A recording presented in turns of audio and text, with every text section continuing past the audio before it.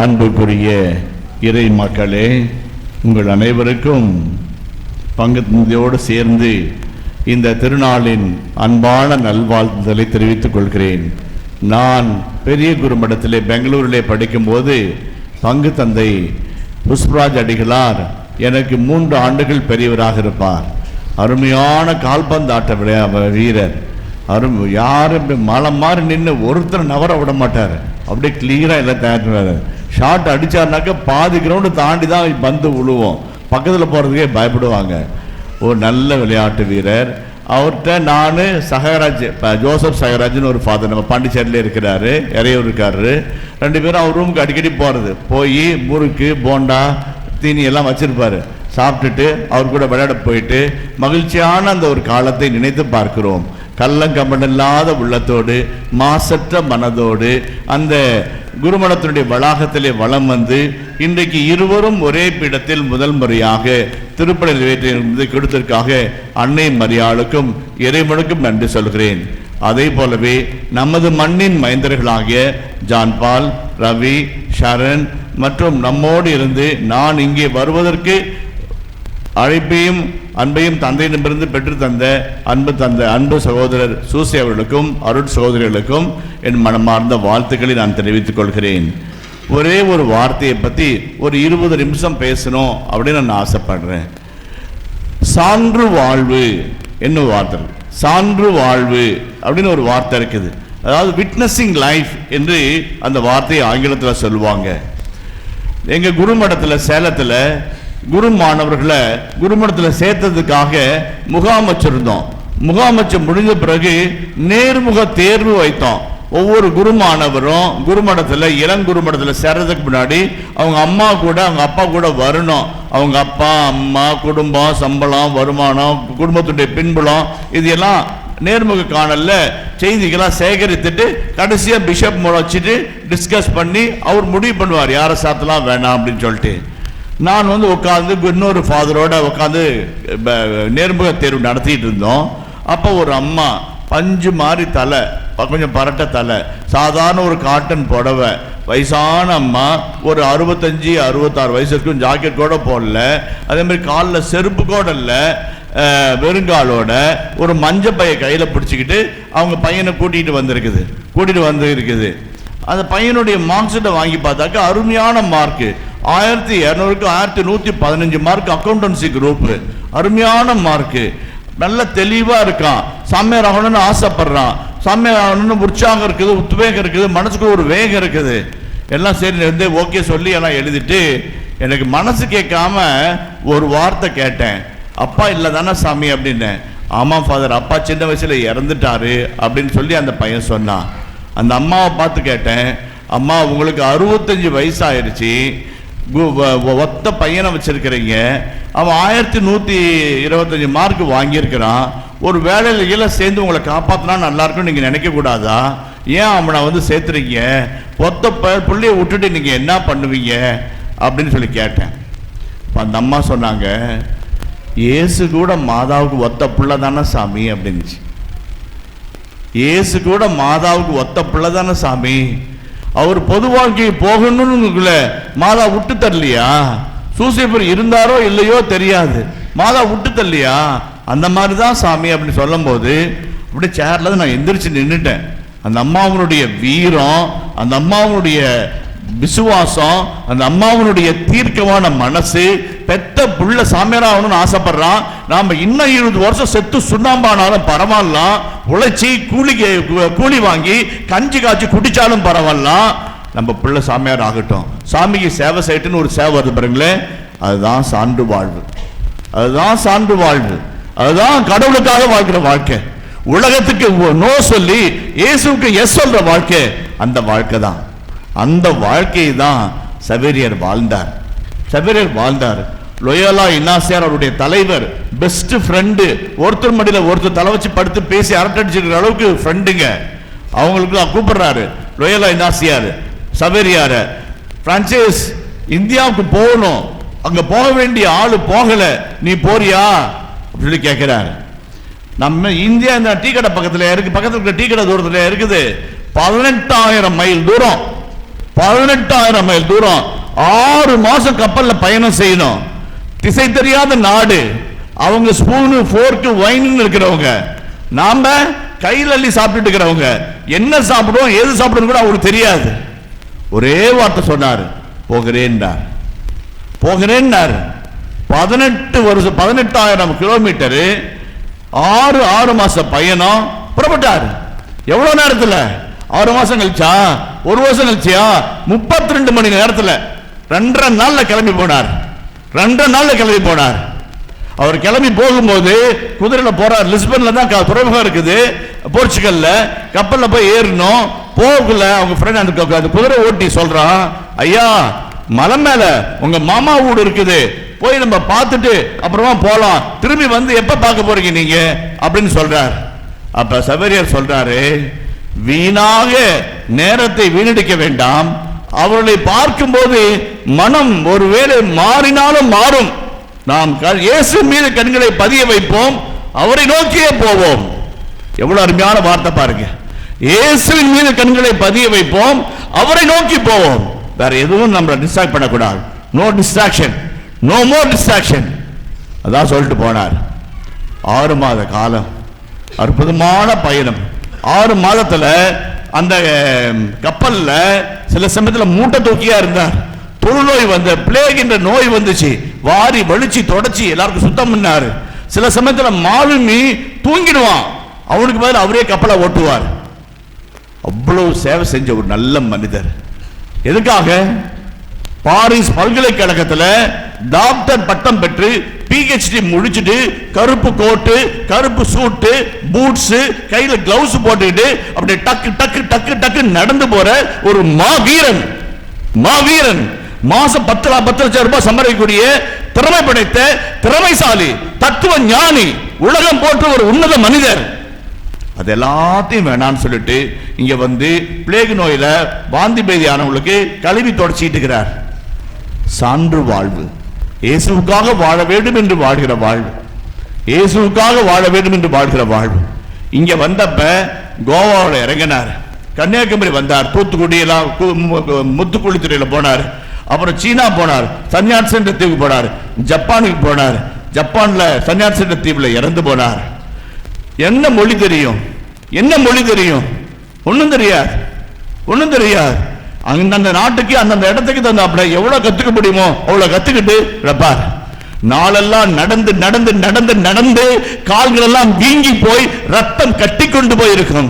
மருந்து போட ஆள் இல்லாமல், தடவி விட வேலையாட்கள் இல்லாமல் கயிறுகளினால் கட்டிக் கொள்வாராம். இருக்க கட்டிக்கொண்டு கால்வடியை போக்கிக் கொள்வாராம். ஒரு நாளைக்கு கிட்டத்தட்ட 41 கிலோமீட்டர் நடந்திருக்கிறார். ஒரு நாளைக்கு 41 கிலோமீட்டர் நடந்திருக்கிறார். வீதி வீதியாய் ஒரு பெல் அடிச்சுட்டு டிங் டிங் டிங் பெல் அடிச்சுட்டு போவார். சின்ன பசங்க எல்லாம் ஒன்னா சேர்த்துக்குவாங்க. சேர்ந்துக்கிட்டு அப்படியே போய் ஒரு இடத்துல உட்கார வச்சு கதை சொல்லி அவங்க அம்மா வர வச்சு அவங்க அப்பா வர வச்சு போதிச்சு குடும்பத்தையே மாத்துவார், ஊரையே மாத்துவார். செல்போனு ஜொல்போனு இல்லைங்களே, இல்லைங்களே. எளிமையான வாழ்க்கை, இயேசுவுக்காக வாழ்ந்த வாழ்க்கை. கஞ்சி, கூழு, கம்மங்கூழு, ஆரியக்கூழு, கருவாடு எதுனாலும் சாப்பிட்டுக்கிறது, எதுனாலும் சாப்பிட்டுக்கிறது. இயேசுவுக்காக வாழ்கிற வாழ்க்கை. சான்று வாழ்வு என்பது அதுதான், இயேசுவுக்காக வாழ்கிற வாழ்க்கை. ஒரு முறை ஒரு ஆள் அவரை தேடி வரான். பார்த்தாக்க அந்த ஒரு கூரை கொட்டாயில, அவர் குடிந்த கூரை கொட்டாயில அப்படி வெறும் உடம்போட சவுக்குல அடிச்சுக்கிறார், சவுக்குல அடிச்சுக்கிறார், சுத்தி சுத்தி சவுக்குல அடிச்சுக்கிறார். அப்படியே ரத்தம் கண்ணி போய் நிக்குது. இவன் பதறி போய் ஓடி போய், குருவே குருவே குருவே, ஃபாதர் என்ன ஃபாதர் இப்படி பண்றீங்க?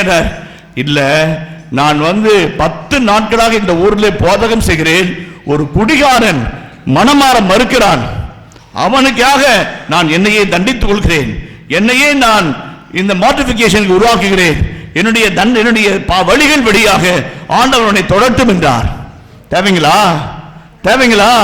எந்த ஒரு குடிகாரன் குடிக்க நிறுத்தணுக்காக, குடும்பத்தில் சமாதானம் வரணுக்காக தன்னை சவுக்கால் அடிச்சு இயேசுவுக்கு ஒப்பு கொடுத்து சான்று வாழ்வு, சான்று வாழ்வு, சான்று வாழ்வு. அவருடைய கடிதத்தில் அவர் எழுதுறாரு, அழகா எழுதுறாரு. ஓ தனவான்களே, ஓ கனவான்களே, பாரிஸ் பல்கலைக்கழகத்தினுடைய வீதிகளில் நடக்கிறவர்களே கேளுங்கள். வைனிலும் பெண்ணிலும் போதையிலும் புகழிலும் அறிவிலும் பணவிலும் மயங்கி வாழ்வை இழக்கிறவர்களே, வாருங்கள் இந்தியாவிற்கு, நற்செய்தி அறிவியுங்கள். எத்தனையோ ஆன்மாக்கள் அனாதையாய் சாகிறது, ஆண்டவரை அறியாமல் சாகிறது, வாருங்கள் என்று என்று கத்த வேண்டும் போல் இருக்கிறது என்று லோயோலா இன்னாசியாருக்கு அவர் கடிதம் எழுதுகிறார். எவ்வளவு நல்ல மனசு பாருங்க, எவ்வளவு நல்ல மனசு. நாம நல்லா வாழணுன்றதுக்காக எவ்வளவு தியாகங்கள், எவ்வளவு கிருபைகள், எவ்வளவு வன்முறைக்கு அவர் உள்ளாகி நற்செய்தி அறிவித்தார், நற்செய்தி அறிவித்தார். அவருடைய மனசெல்லாம் இயேசுவை அறிவிச்சே இருக்கணும். இந்தியாவில் அறிவிக்கணும், சீனாவில் அறிவிக்கணும், ஜப்பான்ல அறிவிக்கணும், மலாக்காவில் அறிவிக்கணும். ஊர் ஊரா, நாடு நாடா, காடு காடா, மேடு மேடா அலைஞ்சி திரிஞ்சி ஆண்டவர் அறிவிக்கணும் என்று சொல்ல தியாக வாழ்வு. நம்முடைய புனிதர் வல்லமையின் புனிதர், மாட்சிமையின் புனிதர், இதயங்களை கவர்கின்ற புனிதர், இதயத்திற்குள்ளாய் குடியிருக்கிற புனிதர். அந்த புனிதரின் மக்கள் என்று சொல்கிற நாம் செய்ய வேண்டியது என்ன? மூன்றே மூன்று காரியங்கள், மூன்றே மூன்று காரியங்கள். அந்த சவேரியார் விட்டு சென்ற, அந்த மாமுனி விட்டு சென்ற அந்த மாபெரிய வழியை இன்றைக்கும் தொடர்வதுதான். ஒண்ணுமே சொல்றீங்கய்யா, எவ்வளவோ பேசுறோம், எத்தனையோ கெட்ட வார்த்தை பேசுறோம். சாமி பத்தி கொஞ்சம் பேசுங்க. உங்ககிட்ட இருக்கிறவங்ககிட்ட, உங்களுடைய அண்டி இருக்கிற இந்துக்கள்கிட்ட, உங்களை அங்கே அண்டி இருக்கிற முஸ்லிம் சகோதரர்கள்ட்ட, உங்களுடைய அண்டி இருக்கிற மற்ற மதத்தினிடத்துல இயேசுவை பற்றி பேசுங்கள்.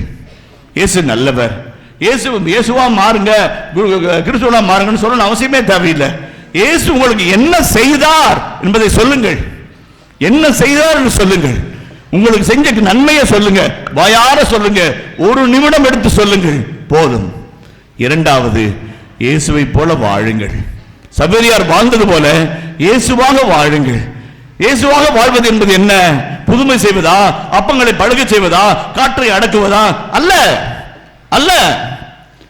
ஒரு சகோதரன் ஒரு அருமையான மனைவியை திருமணம் செய்து கொண்டான். 2 பிள்ளைங்க, நல்ல பிள்ளைங்க, நல்ல திடுதிடுன்னு வளர்ந்துச்சுங்க. 8 வயசு 9 வயசு. அந்த பொண்ணும் இவன் மேலே பாசமாக தான் இருந்துச்சு. திடீர்னு ஒரு நாள் பிள்ளை காணாமல் போயிடுச்சு, சம்சாரம் காணாமல் போயிடுச்சு, காணாமல் போயிடுச்சு. அங்கே இங்கன்னு தேடுறாரு, அலையிறாரு, அலமோதறாரு, பதறாரு, எங்கேயுமே கிடைக்கல. 1 நாள் ஆச்சு, 2 நாள் ஆச்சு, 1 வருஷம் ஆச்சு, 2 வருஷம் ஆச்சு, 6 வருஷம் ஆச்சு. இவரே அந்த 2 பிள்ளைங்களுக்கும் வாரி வழித்து தொடச்சி சாப்பாடு செய்கிறதுலேருந்து எல்லா வேலையும் செஞ்சு கொடுத்து பிள்ளைங்களை ஆளாக்குறார்.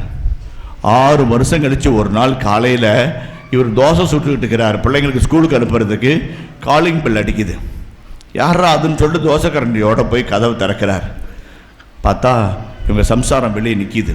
பரட்ட தலை, அப்படியே எலும்பும் தோலும்பா, அப்படியே மூஞ்சில் பஞ்சு அடைஞ்சு போய், கண்ணெல்லாம் உள்ளே போய், காலில் செருப்பு கூட இல்லாமல் ஒரு மஞ்சப்பையை கையில் வச்சுக்கிட்டு நிற்கிது, அப்படியே நிற்கிது. இவருக்கு என்ன சொல்கிறதுனே தெரியல, என்ன சொல்கிறதுன்னு தெரியல. அந்த பிள்ளைய வாய் திறந்து எதுவும் சொல்லலை. விட்டுட்டு போய் 6 வருஷம் கழிச்சு திரும்பி வருது. யார் கூட போனேன், எவன் கூட போனேன், எதுக்கு போனேன், ஏன்டி இப்படி பண்ணின, எட்ரா கொடுவாள எட்ரா சொல்லுவோம். நம்ம சொல்லுவோம். அவர் ஒரே ஒரு வார்த்தை தான் சொன்னார். கிறிஸ்தவர், உண்மை கிறிஸ்தவர் சொன்னார், தப்போ ரைட்டோ, எனக்கு நல்ல மனைவியா இல்லா கூட பரவாயில்லாம், அந்த 2 பிள்ளைங்களுக்கு நல்ல அம்மாவா உள்ளவான்னார், உள்ளவான்னார். இந்த தில்லு இந்த தைரியம் வருங்களா? வருங்களா? வருமா? 1000ல் ஒருத்தருக்கு, 10,000ல் ஒருத்தருக்கு, லட்சத்தில் ஒருத்தருக்கு. அதுதாங்க மனித வாழ்க்கை, அதுதான் சாமி விரும்புகிறார். மன்னிங்க. இவ்வளோ பெரிய தப்பெல்லாம் யாரும் பண்ண மாட்டாங்க. இவ்வளோ பெரிய தப்பெல்லாம் எங்கேயோ ஒரு இடத்துல நடக்குது. சின்ன சின்ன தப்புக்காக கொடுவாளை தூக்குறது, கத்தியை தூக்குறது, வேட்டியை மடித்து கட்டிட்டு சண்டை இருக்கிறது எல்லாம் விடுவோம். அன்பு, பாசம், விட்டு கொடுத்தல், மன்னித்தல், ஏற்றுக்கொள்ளுதல், புரிந்து கொள்ளுதல் தான் முக்கியம். ஒரு டீச்சர் சொல்கிறாங்க, நேற்று கிளாஸில் இது 12th எக்ஸாம் ரிசல்ட் வந்தப்பா அந்த அன்னைக்கு பான் டீச்சரு, எனக்கு வர 65,000 ரூபா சம்பளம் மட்டும் இல்லைன்னா எங்கள் வீட்டுக்காரர் என்னை எப்பயோ அடித்து துரத்திருப்பார் அப்படின்னு கண்கலங்கி அழுகுது. அந்த அம்மா நடுவீதின்னு பார்க்காம அழுகுது. அம்மா அழாதீங்கம்மா, ஏமா நடுரோட்டில் அழுகுறீங்கன்னு. மனைவியை ஒரு பணம் சம்பாதிக்கிற மெஷினா, ஒரு அன்பு இல்லாமல், நேசம் இல்லாமல், புரிந்து கொள்ளாமல், உள் உணர்வுகளை நம்ம நேசிக்காம, அதெல்லாம் சான்று வாழ்க்கையே அல்ல, சான்று வாழ்க்கையே அல்ல, சான்று வாழ்க்கையே அல்ல. பிரசங்கத்தில் இந்த கோயிலில் பூசை வைக்கிறதுக்கு முன்னாடி பாவ செய்கிறதுக்கு அப்படியே உட்காந்துருந்தேன். ஒரு குட்டி பாப்பா ஹை ஹீல்ஸ் போட்டுக்குது, ஃப்ரெஞ்ச் பிளாட் போட்டுக்குது, ரோஸ் கலர் ஃப்ராக் போட்டுக்குது. டொக்கு டொக்கு டொக்குன்னு உள்ளே வந்துச்சு. டொக்கு டொக்குன்னு வர சத்தத்தை கேட்டு யாரா வருதுன்னு பார்த்தா இந்த குட்டி பாப்பா வந்துச்சு. நேராக திடீர்னு முன்னாடி வந்து மண்டிட்டு பக்தியாக தலைவடங்கி ஜெபிச்சிச்சு. அப்புறம் என்னை திரும்பி பார்த்துச்சு, முக்கால் எடுத்து மாட்டிக்கிட்டு என்கிட்ட பாவசத்துக்கு வந்துச்சு. பாவசங்கிறது அவ்வளவு அருமையாக பண்ணுச்சு. காரியத்தோட சொல்லி பாவத்துக்கு பரிகாரம் வாங்கிக்கிட்டு உத்தம மனசான சொல்லுங்கக்குள்ள பெரிய உத்தம மனசானத்தை அவ்வளோ அழகா சொன்னிச்சு. எனக்கு அப்படியே மனசெல்லாம் குளிர்ந்து போச்சு. இப்படி ஒரு குட்டி பாப்பாவா? இப்ப மீறி போனா ஒரு 5ஆம் கிளாஸ் படிக்கும் அல்லது 6ஆம் கிளாஸ் படிக்கும். நான் பாசனம் கொடுத்து முடிச்சு ஒரு குட்டிப்பா எங்க பாசாமி அப்படின்னு இந்த பக்கம் வந்துச்சு. நான் ஒரு விஷயம் சொன்னா செய்வியா சாமி அப்படின்னு. சொல்லுங்க ஃபாதர் அப்படின்னு. எப்பப்பெல்லாம் குருவானவர் அப்பத்தையும் ரசத்தையும் இப்படி தூக்கி காமிக்கிறாரோ அப்ப இயேசுவே உமக்கு பிரியம்னா ஒரு குழந்தை தெரசமா மாறி, ஒரு மத தெரசா மாறி நானும் ஒரு சிஸ்டா போகணும்னு வேண்டிக்க சாமி அப்படின்னு. அந்த பொண்ணு சொல்லிச்சு, ஐயோ ஃபாதர் அப்படின்னுச்சு. ஏம்மா அப்படின்னு. நான் புதுநன்மை வாங்கின நாள்லேருந்து அப்படிதான் ஃபாதர் வேண்டிக்கிறேன் அப்படின்னுச்சு. புதுநன்மை வாங்கின நாள்லேருந்து அப்படிதான் வேண்டிக்கிறேன்னுச்சு. எப்படி சாமி இப்படி இவ்வளோ அறிவா இருக்கிற, இவ்வளோ பக்தியா இருக்கிறன்னு? அம்மா தான் ஃபாதர்னுச்சு. அம்மா தான் ஃபாதர். அம்மா எல்லாம் சொல்லிக் கொடுப்பாங்க. எதெல்லாம் செய்யணும், செய்யக்கூடாது, எப்படி நடக்கணும், எப்படி பேசணும் எல்லாம் சொல்லிக் கொடுப்பாங்க. அதுதாங்க சான்று வாழ்வு. வெறுமனே இட்லியை சுட்டு 10 இட்லி வாயில துருத்துறது சான்று வாழ்வு கிடையாது. பிள்ளைகளுக்கு பாலோடு சோற்றோடு பக்தியை, ஒழுக்கத்தை, வீரத்தை, மன்னிப்பை, அன்பை, பாசத்தை, நேசத்தை, மனித நேயத்தை, ஏழைகளுக்கு உதவ வேண்டும் என்ற பண்பை, அனாதைகளுக்கு உதவ வேண்டும் என்கின்ற இரக்க குணத்தை அல்லது மாற்றுத்திறனாளிகளை மதிக்கும் பண்பை கற்றுத்தர வேண்டும். அதுதான் உண்மையான பிள்ளை வளர்ப்பு. அதுதான் சான்று வாழ்வு. நம்ம வச்சிருக்கிற விசுவாசம் நம்மளோட முடிஞ்சிடக்கூடாதுங்க. நம்மை கடந்து நமது பிள்ளைகளுக்கு அந்த விசுவாச வாழ்வு போக வேண்டும். நாம தூக்குற தேரை நம்ம பிள்ளைங்க தூக்கணும், நம்ம பேர பிள்ளைங்க தூக்கணும், கொள்ளு பிள்ளையார் பிள்ளைங்க தூக்கணும். அதுக்கு என்ன அர்த்தம்? சான்று வாழ்க்கை கற்றுக் கொடுக்கணும். சவேரியாரை போல புனித வாழ்வு, தூய்மையான வாழ்வு, இயேசுவுக்காக எதையும் செய்யக்கூடிய ஒரு மன தெளிவு, மன துணிவு நமக்குள்ளாக வர வேண்டும் என்று திருப்பலியில் மன்றாடுவோம். ஆண்டவர் தாமே நம்மை ஆசீர்வதிக்கட்டும். ஆமென்.